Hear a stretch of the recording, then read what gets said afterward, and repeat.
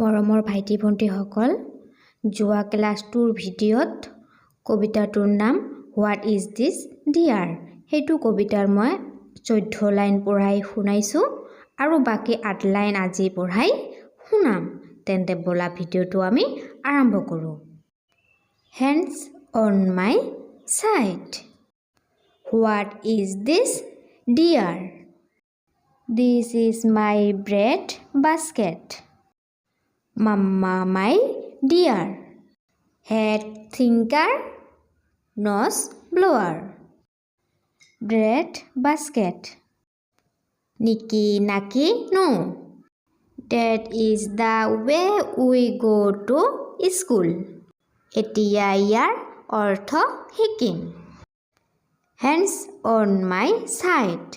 হাত মোৰ কাষত। What is this, dear?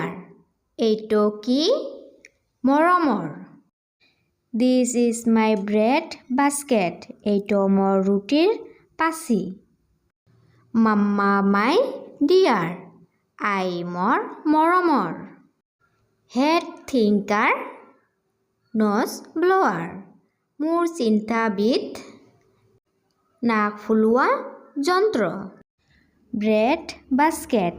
ৰুটিৰ পাচি। নিকি নাকি নো। ইয়াৰ অৰ্থ সামান্য।